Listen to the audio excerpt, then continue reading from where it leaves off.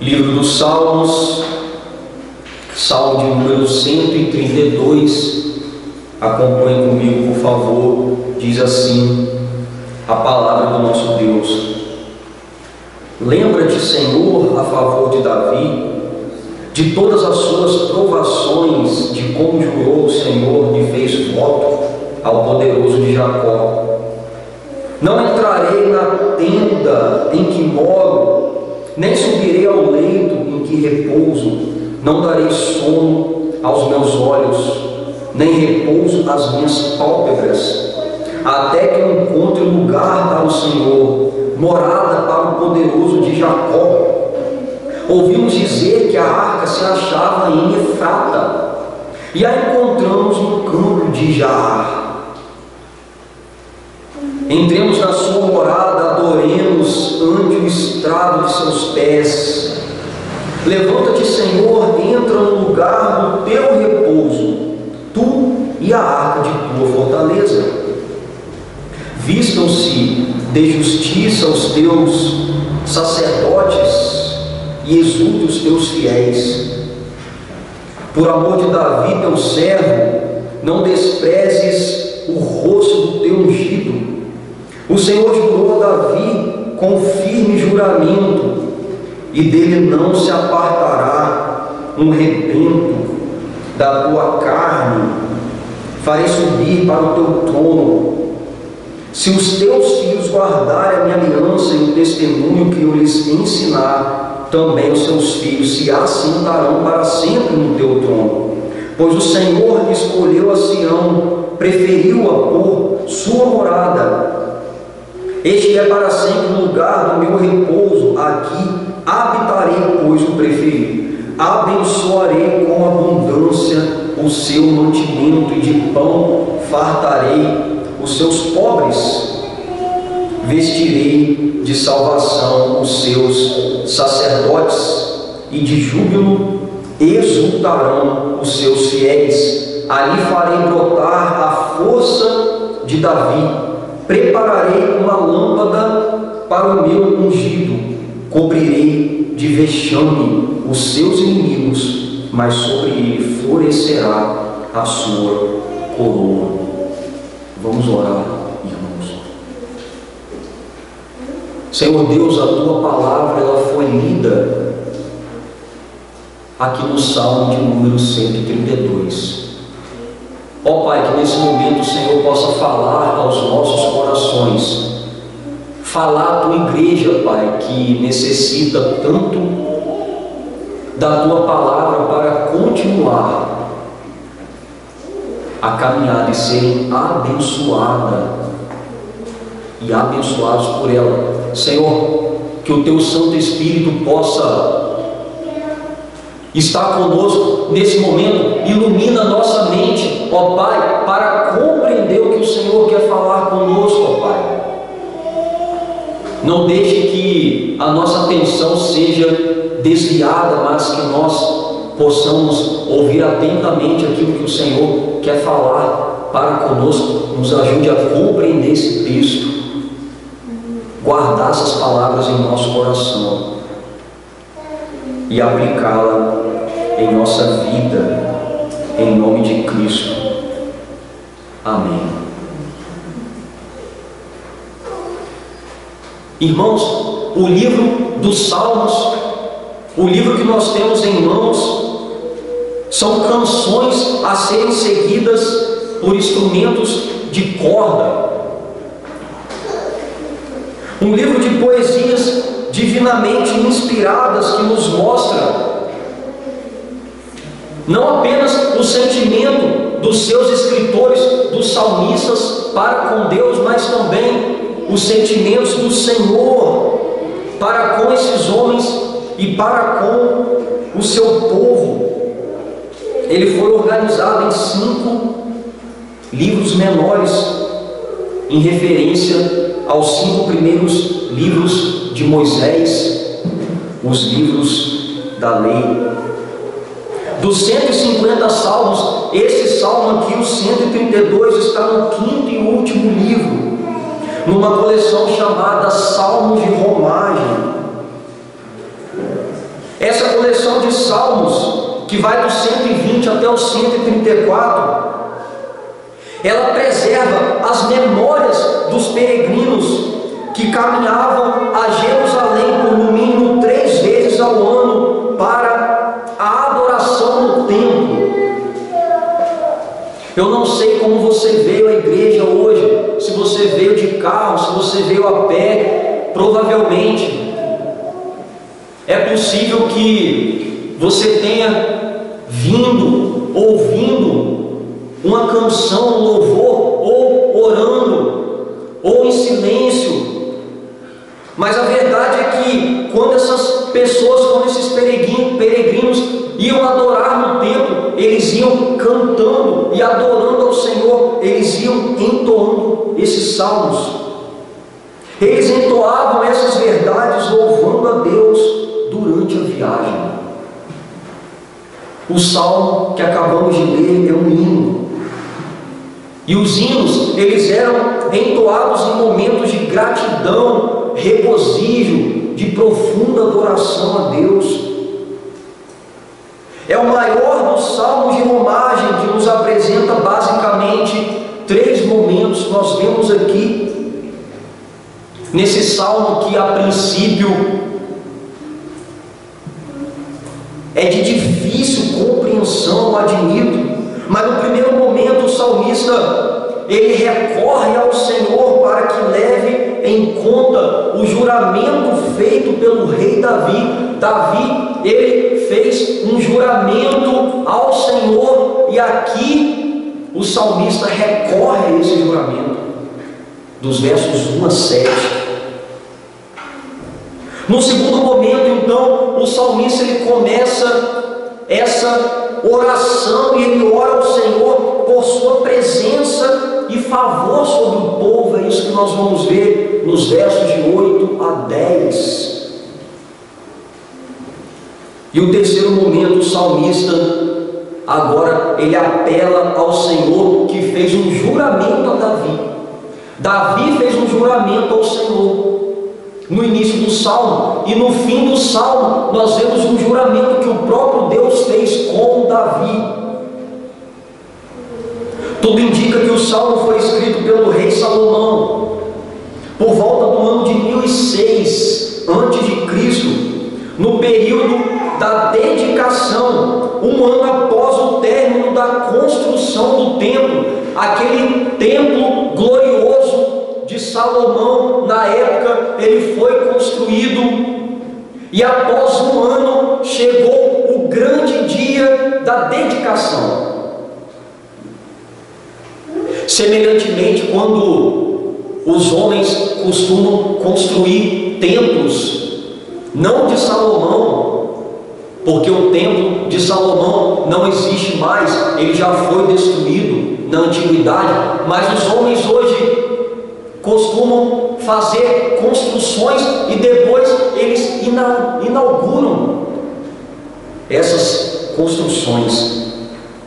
Este salmo foi escrito para os serviços de culto, serviços solenes que foram celebrados no dia da dedicação do templo.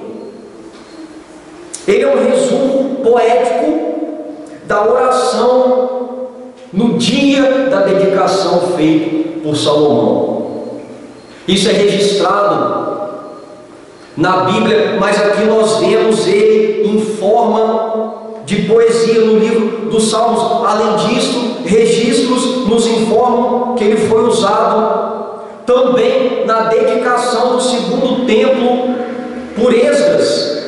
Esse salmo também foi entoado pelo povo que regressou do cativeiro babilônico, e também pelos peregrinos de romagem quando iam a Jerusalém. Salomão rogou ao Senhor, confiante no cumprimento de sua promessa, de que ele abençoasse e preservasse a descendência de Davi sobre o trono de Israel. Dessa maneira, a igreja do Senhor deve se alegrar e exultar pelo cumprimento dessa promessa em Cristo, no nosso Senhor Jesus Cristo, confiante naquelas que certamente também serão cumpridas. Assim eu proponho o seguinte tema: firmes na promessa do Senhor. Como, irmãos, nós podemos permanecer firmes naquilo que o Senhor nos prometeu? Em primeiro lugar, rogando ao Senhor com convicção. Versos de 8 a 10 está escrito assim: levanta-te, Senhor, entra no lugar do teu repouso, tu e a arca de tua fortaleza. Vistam-se de justiça os teus sacerdotes e exultem os teus fiéis por amor de Davi, teu servo. Não despreze o rosto do teu ungido. Como os irmãos podem perceber aqui, eu não vou começar pelo verso 1. Eu vou começar especificamente com o coração, vamos dizer, dessa oração que está nos versos de 8 a 10. E depois nós vamos ver um pouco dos versículos que cercam o que está dizendo aqui. E para que a gente possa compreender melhor esse salmo, eu vou estar trazendo aqui algumas informações históricas para que a gente possa formar o plano de fundo desse momento. Depois do primeiro reinado do rei Saul, um rei que foi rejeitado por Deus, Davi foi posto no trono. Davi, ungido de Deus, que havia começado a reinar sobre Judá, após 7 anos, passou a reinar sobre todo Israel. Isso está escrito em 2 Samuel, capítulo 5. O primeiro feito de Davi como rei de Israel foi a conquista de Sião, de Jerusalém. Uma casa lhe foi edificada. Davi foi agraciado com mais 11 filhos nesse momento, derrotou os inimigos filisteus, e no capítulo 6 de 2 Samuel vemos que Davi, ele estava levando a Arca da Aliança para Jerusalém, a cidade conquistada, que também foi chamada nessa época de cidade de Davi. No capítulo 7 de 2 Samuel, Davi viu que não fazia sentido, irmãos, ele morar num luxuoso palácio enquanto a arca se encontrava numa tenda. Então ele resolveu construir um templo para abrigá-la. Porém, o Senhor lhe proibiu de construir esse templo, porque Davi era um homem de guerra. As mãos de Davi estavam manchadas de sangue, por assim se dizer. Davi havia matado muitas pessoas. Então o Senhor disse para ele: você não construirá o templo. Porém, o Senhor, ele fez então uma aliança com Davi, quando ele disse assim: farei levantar depois de ti o teu descendente, que procederá de ti, e estabelecerei o seu reino. Este edificará uma casa ao meu nome, e eu estabelecerei para sempre o trono do seu reino. 2 Samuel 7, do 12 ao 13. Além disso, o Senhor lhe prometeu que a tua casa e o teu reino serão firmados para sempre diante de ti. Teu trono será estabelecido para sempre. 2 Samuel 7,16. Deus, ele faz uma promessa, uma aliança, um juramento, e disse que o trono de Davi seria firmado para sempre. E é diante desses acontecimentos e dessa promessa que Salomão, agora rei, está presente nesse glorioso templo que ele havia construído, e juntamente com os sacerdotes, presenciando ali a entrada triunfal da arca em sua nova casa. Ele diz no verso 8: levanta-te, Senhor, entra no lugar do teu repouso, tu e a arca de tua fortaleza. Imagine essa cena. O templo construído, um dia de grande adoração, a arca enfim entrando nesse templo. Irmãos, todos nesse momento louvavam a Deus, recebendo a arca, que representava o pacto e a poderosa presença de Deus entre o povo. E essa arca entrava no templo, símbolo da casa e do trono do Altíssimo. Para eles foi um momento glorioso, majestoso. Segundo João Calvino, foi assim que Deus desceu para o meio do seu antigo povo, através da arca da aliança, que ele designou como um símbolo visível do seu poder e graça vivendo entre eles. E Salomão continua dizendo no verso 9: vistam-se de justiça os teus sacerdotes e exulte os teus fiéis. O que ele quer dizer com isso? Que como o esplendor das vestes sacerdotais, que eram roupas lindas, o rei ora para que os sacerdotes sejam homens puros e santos, que se vestem de retidão, de salvação. E ele conclui no verso 10: por amor de Davi teu servo, não desprezes o rosto do teu ungido. Salomão diz: não vire o rosto para Davi, não abandone o descendente de Davi, que sou eu, e muito menos a descendência real. O coração de Salomão, tomado não apenas de emoção, mas de fé naquele momento, em nome do seu pai Davi, no qual foi feita a aliança, roga para que o Senhor não o rejeitasse e não abandonasse a linhagem do rei. Pelo contrário, ele ora para que Deus o abençoasse, o preservasse no trono, juntamente com o descendente prometido. Contudo, irmãos, algo acontece ao longo da história. A Bíblia nos informa o que aconteceu com esses reis que sucederam Davi, que sentaram no trono de Davi. E quando nós olhamos nos relatos bíblicos e históricos o que aconteceram com esses reis, o nosso coração ele fica triste, o nosso coração ele fica duvidoso, nós corremos o risco de fraquejar e até mesmo duvidar. Mas por que isso pode acontecer conosco? Porque Salomão, ao fim da sua vida, se corrompeu com falsos deuses. Esse homem caiu. Roboão, seu filho, perdeu a metade do reino, o dividindo entre reino do sul e reino do norte. Roboão também caiu em desgraça.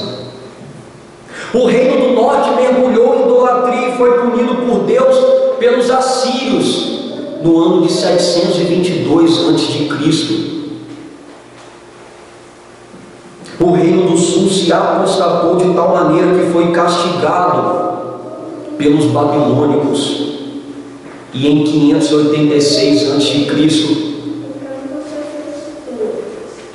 o reino ele foi completamente arrasado e o povo foi levado cativo à Babilônia, onde ficaram lá por séculos.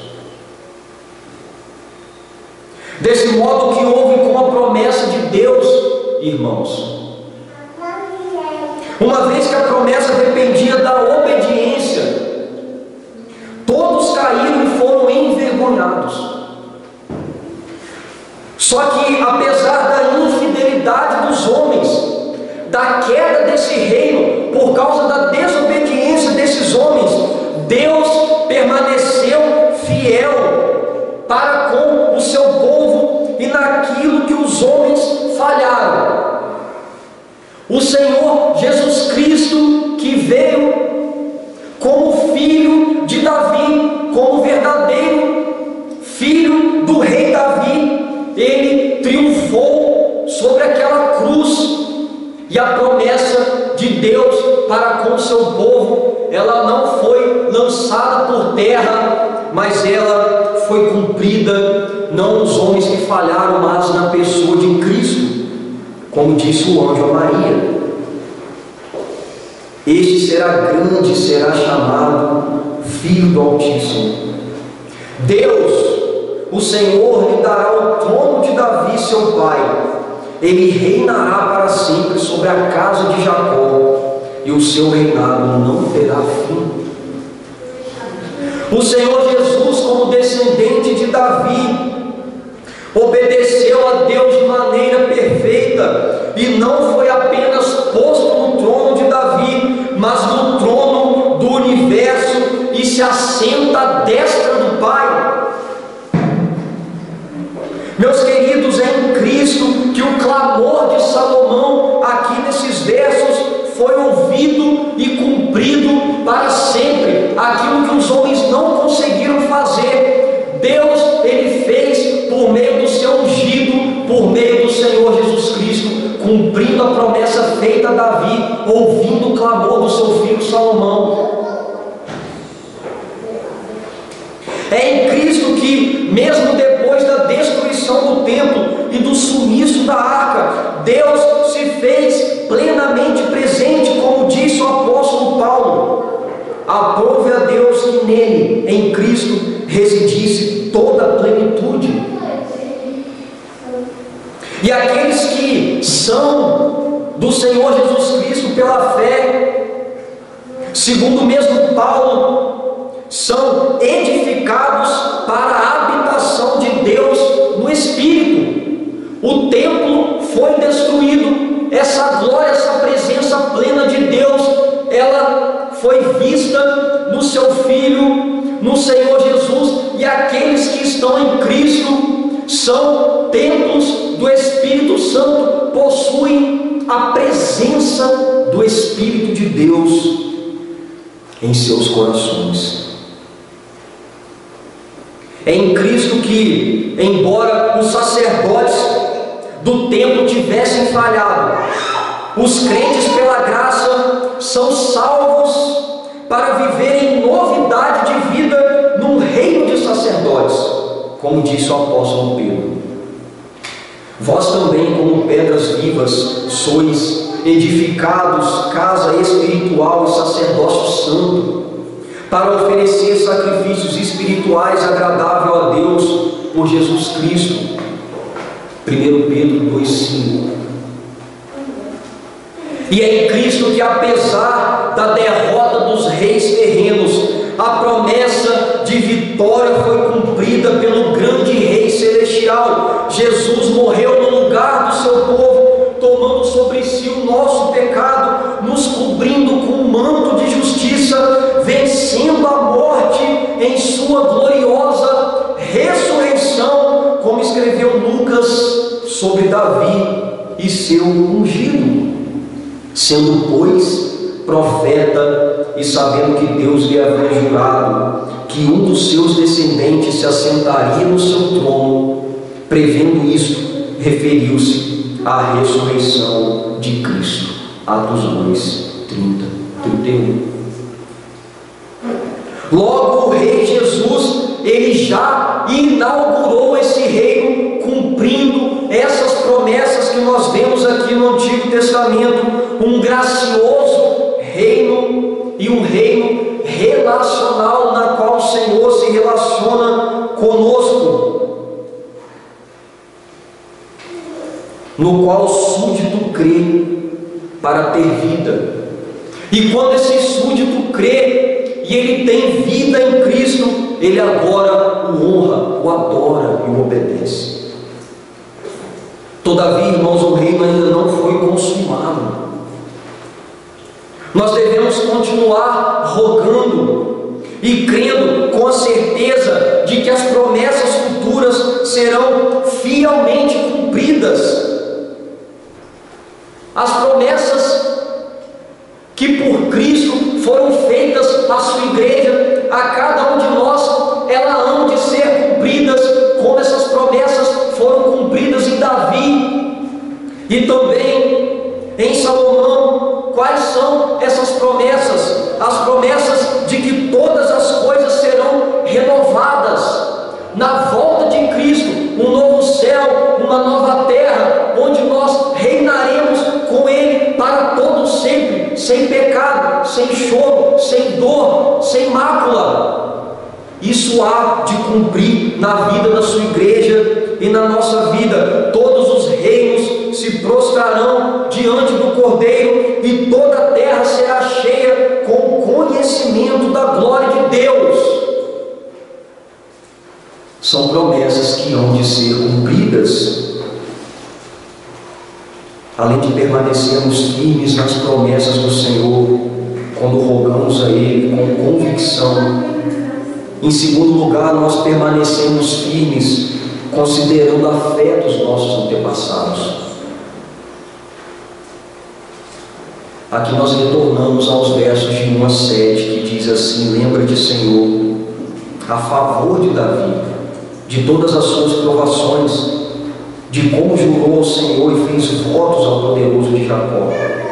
Não entrarei na tenda em que moro, não subirei ao leito em que repouso, não darei sono aos meus olhos, nem repouso às minhas pálpebras, até que eu encontre lugar para o Senhor, morada para o poderoso de Jacó. Ouvimos dizer que a arca se achava em Efrata, e a encontramos no campo Jaar. Entremos na sua morada, adoremos ante o estrado dos seus pés. Nesse conjunto de versos aqui, nós vemos Salomão, que faria essa petição nos versos de 8 a 10, preparando o terreno, e ele apela para o seu pai, para Davi. É como se ele estivesse dizendo: Senhor, olhe para Davi, olhe para Davi e veja o que Davi fez para que esse grande dia pudesse acontecer.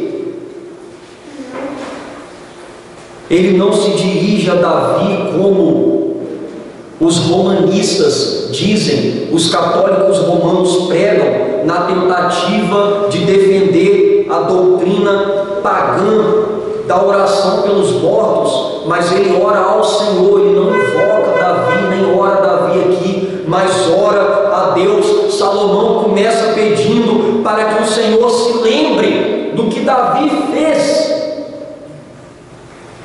da ansiedade que Davi viveu, da aflição por qual Davi passou, quando, por exemplo, ele foi perseguido por Saul, que queria matá-lo, quando ele passou também pela rebelião do seu próprio filho Absalão, como nós vemos em 2 Samuel 15.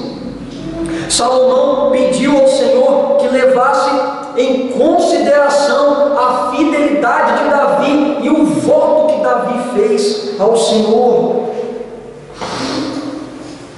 O juramento que Davi fez de que não entraria em sua casa e não descansaria até que a arca estivesse no santo templo, para que o Senhor pudesse ser adorado com toda reverência. Davi não iria descansar enquanto a arca do Senhor não estivesse dentro do templo.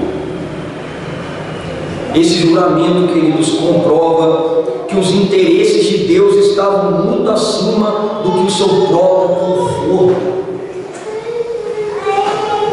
Quando nós olhamos para a nossa vida, quantas coisas nós colocamos na frente das coisas de Deus, quanta energia nós gastamos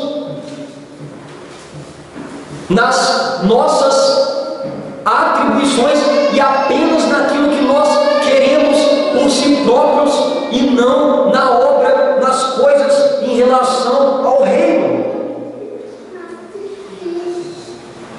Nós vemos aqui que Salomão conhecia o relacionamento pactual que existia entre o Senhor e Davi.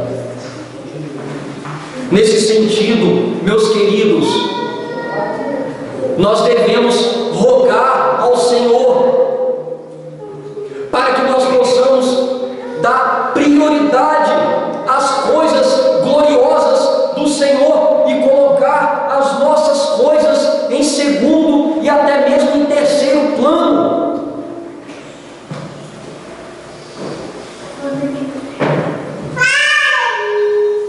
Nós vemos aqui também, na parte desse salmo, que o homem que não conhece a sua história não sabe se posicionar no presente e muito menos se projetar para o futuro. Se você não saber quem você é em Deus, o que você está fazendo aqui, da onde você saiu, você terá dificuldades para caminhar como crentes no Senhor Jesus Cristo. É nossa obrigação conhecer, guardar e seguir a fé dos santos que viveram antes de nós, como Salomão observava para o seu pai, conhecia a história do seu pai e procurava andar nos seus caminhos. Jamais devemos adorar os homens santos que viveram antes de nós, ou que vivem juntamente conosco. Jamais podemos o venerar ou recorrer a eles, porque nesse momento eles estão em Cristo, irmãos, aguardando o dia, o glorioso dia da ressurreição. Porém devemos caminhar segundo os seus bons exemplos de piedade, além de permanecermos fiéis nas promessas do Senhor quando rogamos a Ele com convicção e consideramos a fé dos nossos antepassados. Em terceiro e último lugar, permanecemos firmes, crendo no cumprimento do pacto. E nós possamos ver isso nos versos de 11 a 18. O Senhor jurou a Davi com firme juramento, e dele não se apartará.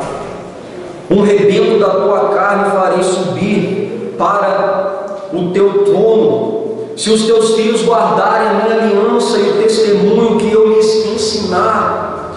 Também os seus filhos se assentarão para sempre no teu trono, pois o Senhor escolheu a Sião, preferiu por sua morada. Este é para sempre o lugar do meu repouso, aqui habitarei, pois o preferi. Abençoarei com abundância o seu mantimento, e de pão fartarei os seus pobres. Vestirei de salvação os teus sacerdotes, e de júbilo exultarão seus fiéis. Ali farei brotar a força de Davi, prepararei uma lâmpada para o meu ungido, cobrirei de vexames os seus inimigos, mas sobre ele florescerá a sua coroa. Após Salomão ter orado ao Senhor, recorrendo ao juramento que Davi fez para com Deus, aqui Salomão apela para o gracioso pacto que Deus fez com Davi. Salomão havia apelado para que o Senhor ouvisse a sua oração do juramento que Deus fez a Davi. Agora Salomão apela: Senhor, ouve a minha oração, porque o Senhor também fez um pacto com Davi. E ele ora com o intuito de que a sua oração fosse ouvida e atendida. Ele começa dizendo que o próprio Senhor estaria com Davi e que a sua descendência subiria ao trono, como no Salmo 89, que diz assim: não afastarei dele o meu amor, mas jamais desistirei da minha fidelidade. Não violarei a minha aliança, nem modificarei as promessas dos meus lábios. De uma vez para sempre jurei a minha santidade, e não mentirei a Davi, que a sua linhagem permanecerá para sempre, o seu trono durará como o sol, será estabelecido para sempre como a lua, a fiel testemunha do céu. Salmo 89, do 33 ao 37, nós vemos poeticamente o pacto de Deus para com Davi. O Senhor cumpriria essa promessa desde que eles guardassem a aliança e a lei, e eles teriam esse privilégio porque foi o Senhor que os escolheu e quis abençoá-los sobremaneira. O Senhor que lhes prometeu salvação e alegria de coração, prometeu abater os seus inimigos e dar vitória. Messias profetizado por Isaías. Do tronco de Jessé sairá um rebento, e das suas raízes um renovo. Repousará sobre ele o Espírito do Senhor, o Espírito de sabedoria e de entendimento, o Espírito de conselho e de fortaleza, o Espírito de conhecimento e de temor do Senhor. Isaías, capítulo 11, de 1 a 2, está aqui dizendo que do tronco de Jessé, da raiz de Davi, da linhagem, sairia um rei que iria salvar esse povo, dar vitória a esse povo, e assim ele fez por meio do Senhor Jesus. E foi em Cristo que o poder e a dignidade do reino foram restaurados depois de tamanha devastação, como disse o profeta Zacarias. Eis aqui o homem cujo nome é renovo, ele brotará do seu lugar e edificará o templo do Senhor. Zacarias 6,12. O templo não era apenas aquele templo de pedras revestido com todos os materiais valiosos que Salomão construiu, mas aqui esse templo que permaneceria para sempre vitorioso é o templo do corpo do Senhor Jesus Cristo, que foi destruído, e após 3 dias ele foi destruído pela sua morte, e depois de 3 dias ele ressuscitou, cumprindo perfeitamente a profecia. Assim sendo, nós devemos crer que o pacto que o Senhor fez com Davi e que foi cumprido em Cristo se estende a todos que nele creem e guardam firmes em todas as suas promessas. Querido, esse texto é glorioso. Nós vemos o caráter histórico, o caráter poético, os profetas dizendo acerca dessa linhagem do sucessor do rei Davi, esses homens que falharam. Eles, mesmo falhando, eles não puderam dizer que o Senhor desistiu do seu povo, do seu pacto, porque o Senhor fez com que da linhagem de Davi nascesse o Messias para salvar e trazer redenção a esse povo. E tudo isso que eu estou pregando aqui se estende a nós até os dias de hoje e se estenderá para sempre, porque há muitas promessas a serem cumpridas na vida da igreja e nas nossas vidas, da mesma maneira que as promessas foram cumpridas por meio do Senhor Jesus Cristo, quando Deus honrou a oração de Salomão e o pacto que fez com Davi. Ele também honrará a sua igreja e a todos os crentes, porque ele há de cumprir as promessas que estão por vir.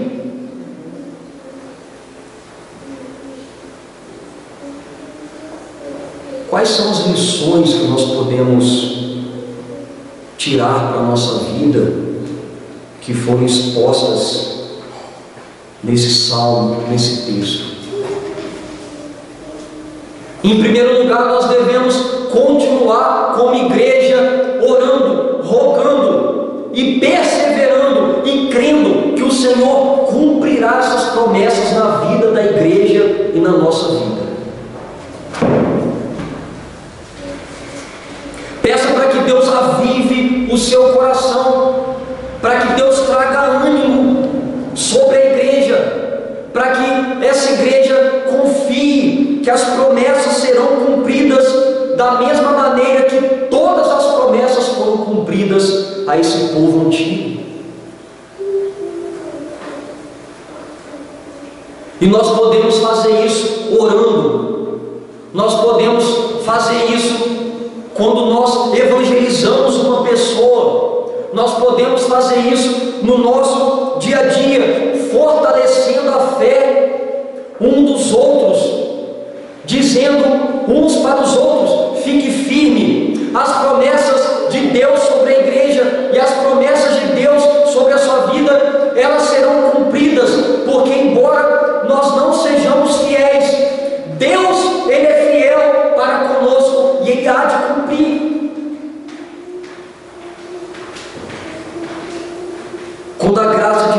ela toma o nosso coração, nós sentimos essa firmeza, nós sentimos que nós podemos confiar, porque nós estávamos mortos em pecados e delitos, e o Senhor, Ele nos salvou justamente pelo cumprimento dessa promessa, e isso nos move a prosseguir firmes de que Deus cumprirá as promessas dEle em nossa vida.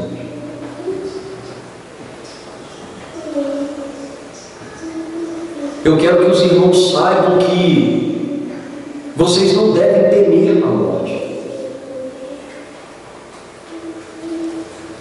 O que eu vou dizer aqui pode até soar um pouco estranho, mas quando o Senhor nos chamar, meus irmãos, nós devemos nos alegrar nesse momento, porque ao fechar os olhos, nós estaremos com Cristo no paraíso, em sua glória, onde viveremos com Ele para sempre. Tudo que Ele disse aqui no Novo, tanto no Antigo quanto no Novo Testamento, há de se cumprir na nossa vida. No dia do seu retorno, nós seremos ressuscitados, os nossos corpos, e uma alma santificada será plena com o seu corpo para sempre, onde viveremos na glória com o Senhor.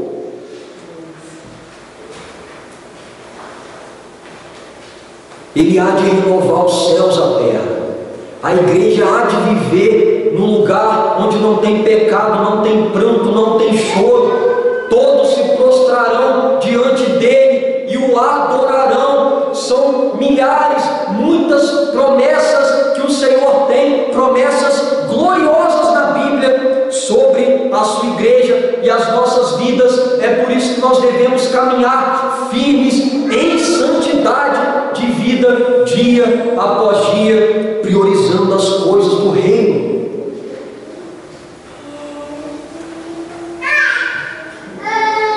O Senhor, meus irmãos, nessa noite,